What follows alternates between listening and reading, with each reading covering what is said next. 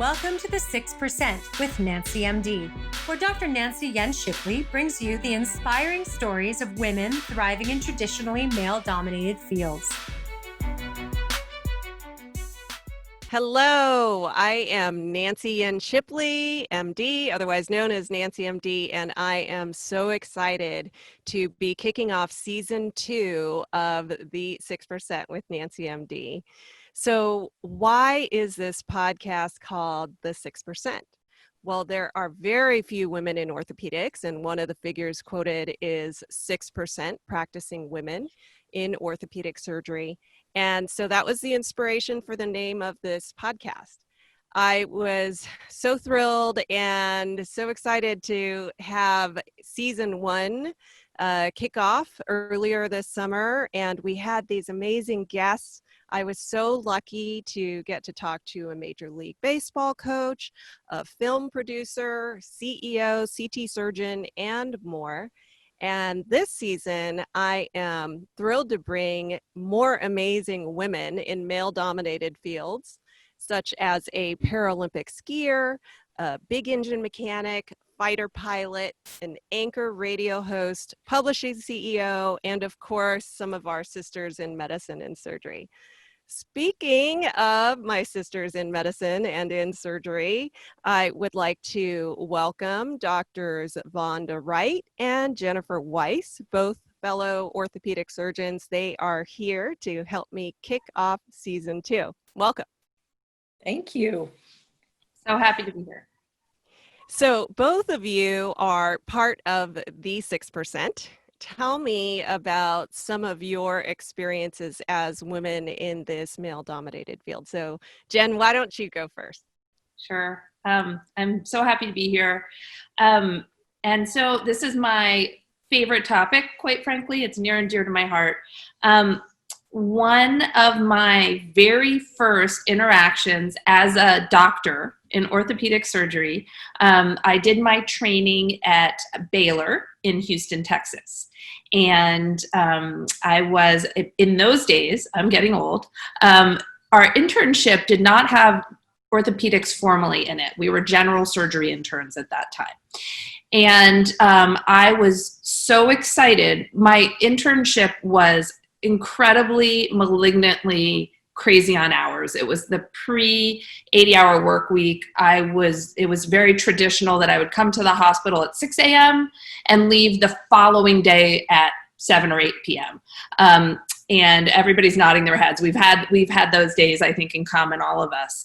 And so one day, for some reason, I was done early-ish. And I looked at the OR board, which for those of you who are not surgeons or in the operating room, there's this, in those days, it was like a whiteboard. Now it's electronic, but in those days it was a whiteboard, and I saw that there was still one of the orthopedic surgeons doing a scoliosis case. And so I was friends with one of the nurses who was in the room, and I kind of knocked on the door quietly, and I said, do you think I could come in and watch? And she said, yeah, come on.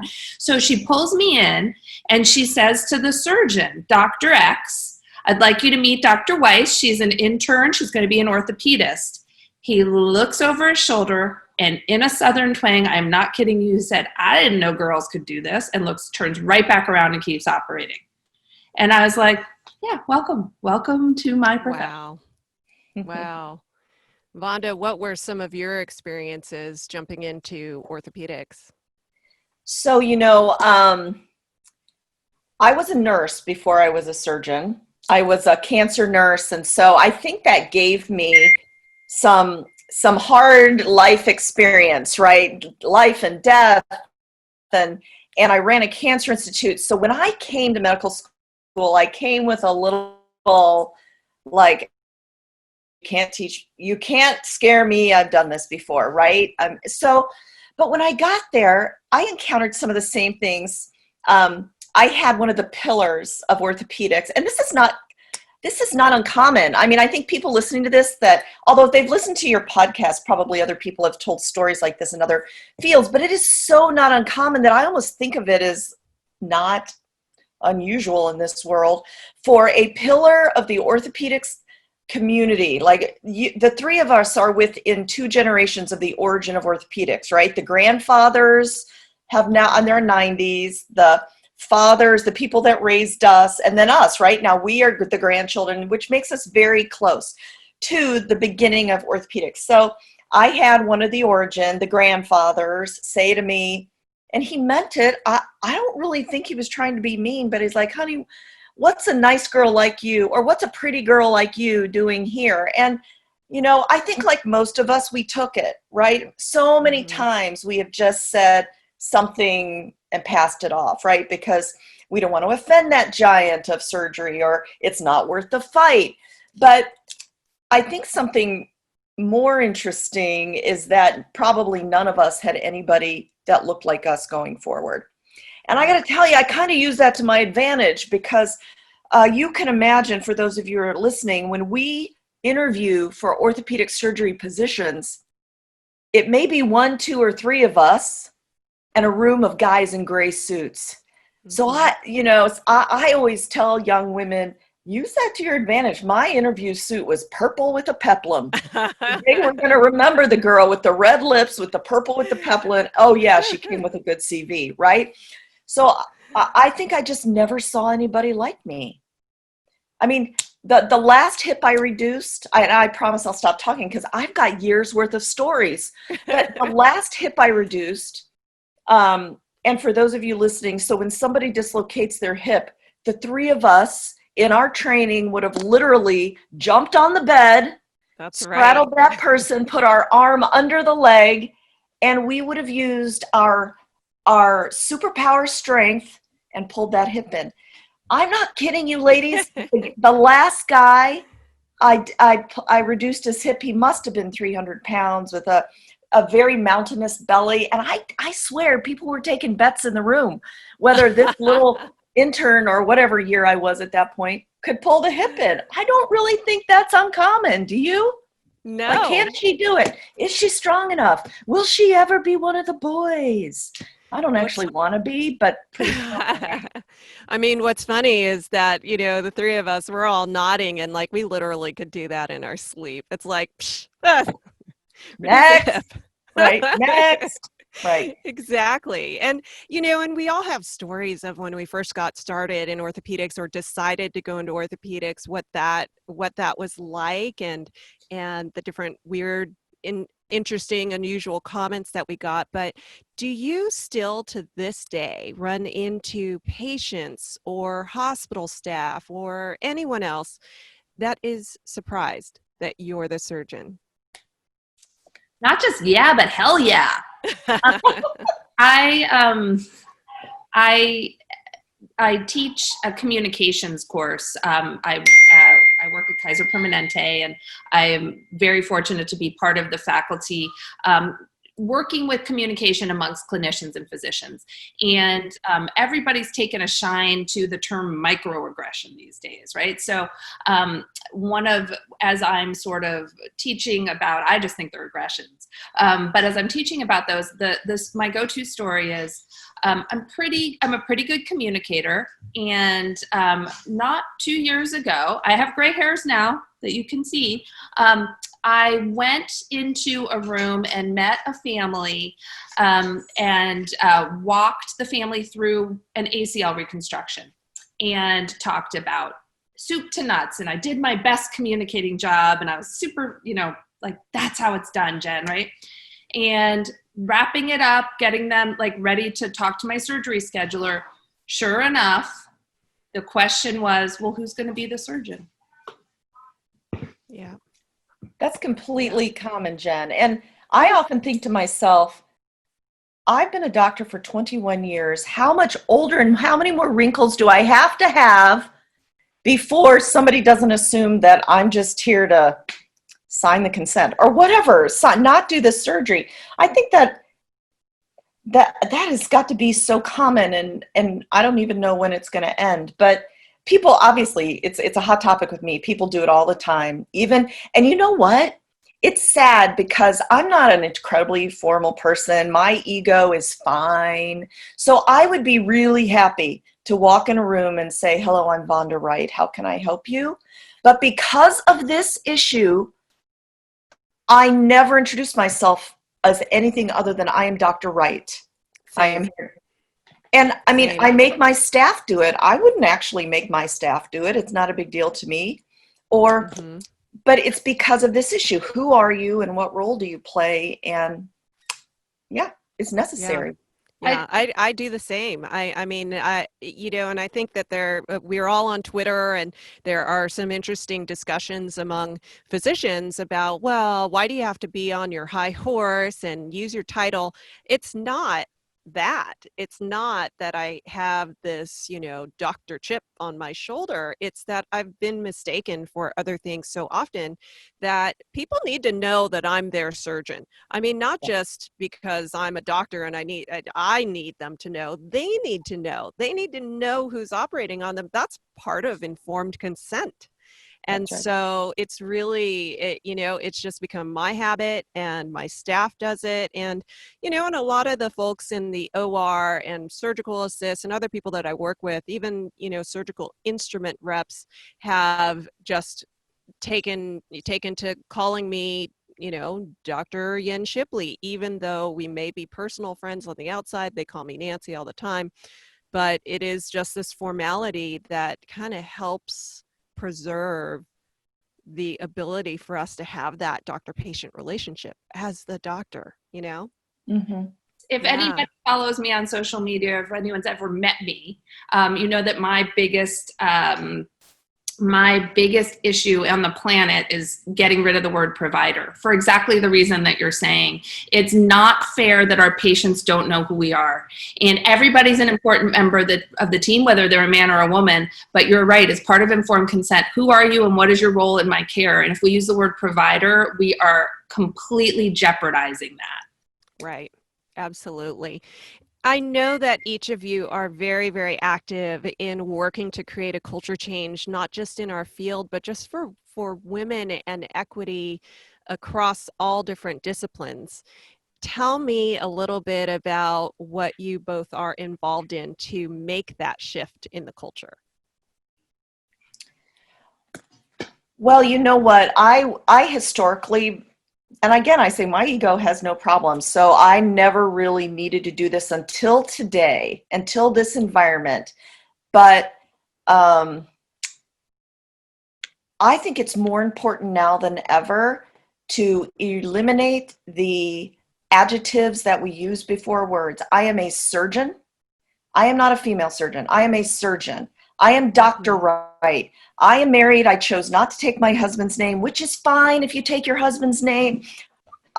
It's not that I was never liberated. I was never trying to be anybody's Lord and Master, but it has gotten to the point where unless I stick up for myself and say, I was in school 22 years, I deserve this, that no one else is going to recognize the capacity, the ability. They'd rather talk about my ponytail and my earrings than my amazing surgical hands. And so look at me, I've gotten very liberated about I am your doctor. And if you're a drug rep and you want my business, do not call me, hey, Vonda.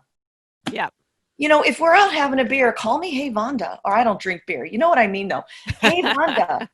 But give me the credit that's due in all arenas.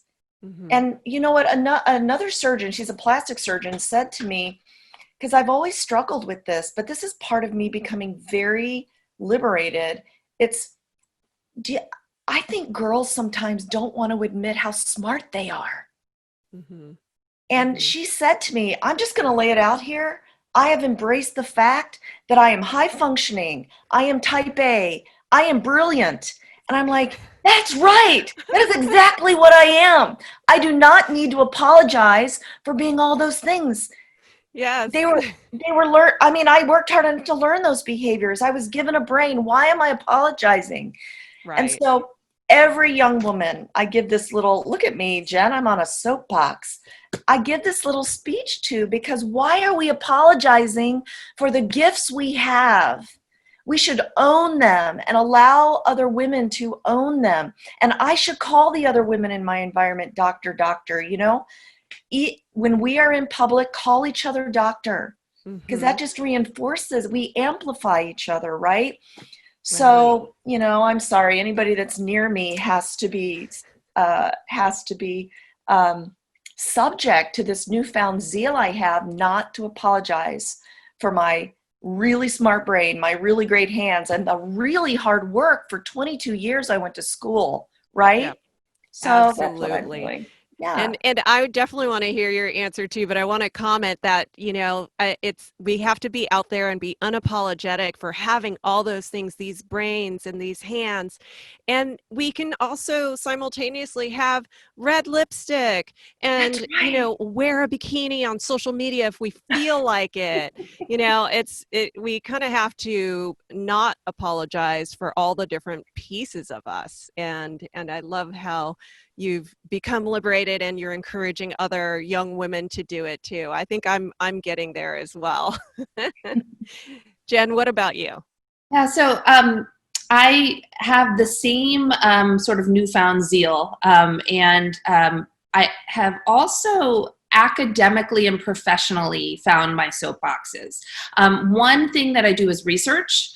I'm researching, number one, what the impacts of maternity leave are for women, and not just maternity leave for women, but paternity leave for men, adoption leave, and parental leave is really what we should be calling it. So I've written on that and researched that, researching microaggressions, and as I said, just aggressions, bullying, harassment, getting an understanding of where that lives in my own home organization, in the AAOS, in POSNA, which is, so what those are, the AAOS is the American Academy of Orthopedic Surgeons. I'm involved in communications. I'm the communications chair there.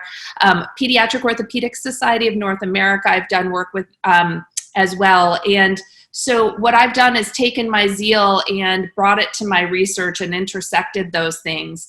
And my leadership role within Kaiser Permanente, I've also implemented this work on microaggressions, harassment, and bullying. And I think that with our year of, or actually even in 2019 with Time's Up Healthcare and the Me Too movement, we are strong, we have momentum, and I think the three of us play huge roles in that freight train that's not going to be stopped now. And one last thing that I have found really important, and I know the two of you are very involved in this as well, is teaming up with underrepresented minorities. Because even though women are only 6% of orthopedic surgeons, underrepresented minorities are 4%.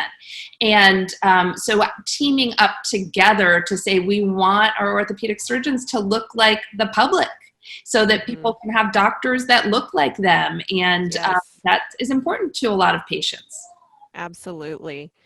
Well, You know what, Nancy, when I was thinking about Jen, I'm so glad you're researching that, and I've seen the things you're posting about it, because it's so important. But what it made me think of was three things, actually. Is I am so proud of the generation of millennial doctors that are coming up now, because they are asking for things that I never asked for. Maybe I wasn't smart enough, or maybe I wasn't brave enough, but I took 1 week off to have my one and only baby. I returned to the football field in 1 week and I could barely walk. I pumped in every bathroom and locker room I could find because there was nothing. And these women are actually having maternity leave. They're getting accommodations for their exams. My ladies, if you're not a woman and listening, you will not understand this, but I was taking my boards and my boobs were about to explode because I couldn't go breastfeed. And she was, you couldn't stop. So proud of these women. But I'm also, I have to actually acknowledge, I am so not anti our male colleagues, because there are so few women. It is the men that have given me opportunities. And I think that the men that give women opportunities, like I have been fortunate enough to have in my career, they need to step up and help us educate the other men in our field that this is the right thing to do, right? Yeah. I mean, I think we need some he for she, and fortunately I've had some he for she in my career, and I'm so thankful for that. But I also think that those of us, the three of us have been in practice for a while, we're in positions to pull up the younger women or even the underrepresented minorities. And I've just, in my current position, I have the capacity to recruit and hire people. Mm-hmm. And I do it purposely. I offer jobs to, or I take applications from everybody who's qualified. I go out and I seek a diverse applicant pool, and sometimes that doesn't happen. And so we're in a position we need to do that for each other purposely. Absolutely. That is absolutely true. I admire both of you so greatly, not only for what you've accomplished within orthopedics, but for everything else that both of you do. Your voices, which you have displayed in written, video, and in live form, you've just demonstrated how amazing of role models you are for young women, and I am truly honored to call you my friend and my friends and my colleagues. And I am really honored to have you help me kick off this second season. And I think that there are going to be really interesting stories, but more importantly, really important stories to share. And so I want to ask you the question that I always ask all of my guests. As our listeners navigate themselves through the upcoming season 2 of the podcast, what advice or pearls do you have for them as women coming from very male-dominated fields? Jen? Yeah, I'm going to say 2 things. Number 1 is it's okay to believe in yourself. I have taken a tactic recently where I do a lot of talking to my younger self. I frame talks that I give to younger people as framing it to my younger self. And I'm actually asking women in medicine right now to give me videos of themselves talking to their younger selves. And my talk to my younger self is, don't be afraid to believe in yourself. It is okay to feel good about what we have to offer this world. And when we look at the differences in the way girls and boys are brought up, that remains to be a huge difference in the way our children get educated, that the girls are less likely to be told that and socialized to act that way. So that's number 1. And then number 2 actually goes back exactly to what Vonda was saying earlier, which is, it's also okay to have men on your side, he for she. I would never be where I am without the men who advocated for me, sponsored me, mentored me. And I will wrap this up by saying that I think that there were a couple of times in my career where I might have walked away from this without being bolstered by some very particular mentors. And I'll just mention Vern Tolo, who's one of the grandfathers of orthopedics, who has done that for me throughout my career. So find that mentor. Don't be afraid to really ally yourself with somebody who makes you feel good and strong and smart. Oh, that's good. I love it. Vonda, what's your advice? Well, I think that I would tell my younger self that if it's true, it's not bragging. If you're smart, you're smart. If you're capable, you're capable. And it's just like I tell people, your weight is not a judgment, it's a number, right? Numbers don't judge you. If it's true, it's not bragging. Girls are brought up, if you say something congratulatory, or even not congratulatory, I'm smart, I did this well, it's somebody will say to you, well, that's bragging. It's not bragging, it's the truth, right? The other thing I would want younger women to do, because it took me a little while, well, that's not true, I've kind of always stuck my head in, but put your hat into the ring. I mean, I just put my hat into another big ring. I'm not leaving jobs, don't worry, Northside. But my last 3 great opportunities have been because I got over myself and I put myself up for something. I talked to somebody and I said, I think I would be great for that. And here are my logical reasons why. We think somebody's going to die if we advocate for ourselves.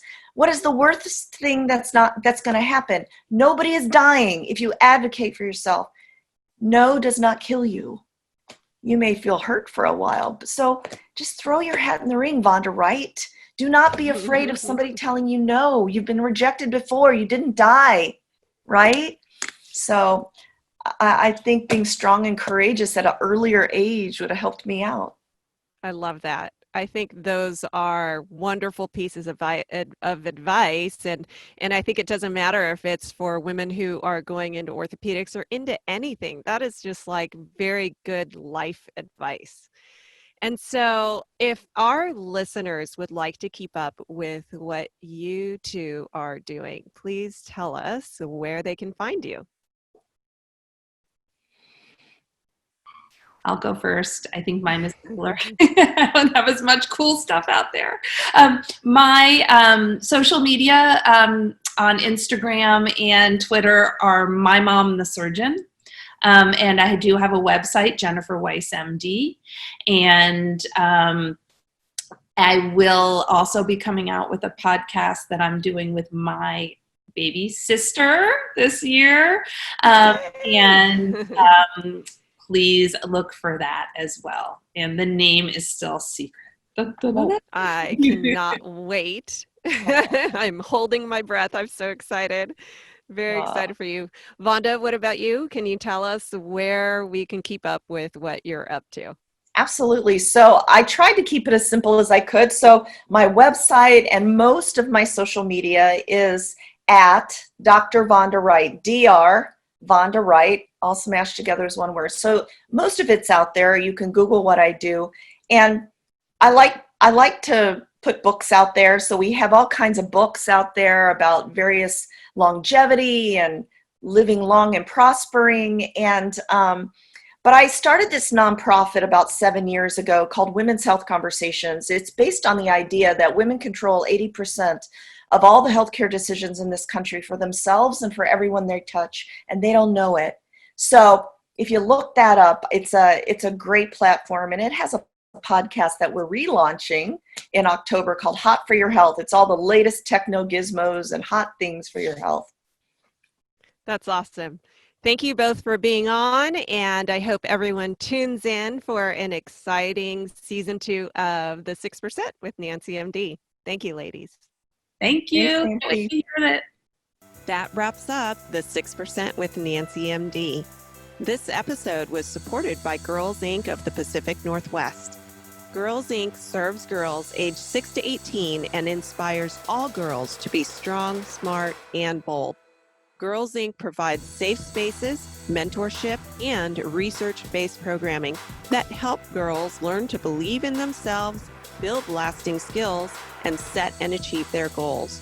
Girls Inc. also advocates to expand the rights and opportunities of all girls. Please go to girlsincpnw.org to learn more. You've been listening to The 6% with NancyMD. If you like what you hear, make sure to leave a review on iTunes and tell your friends about us.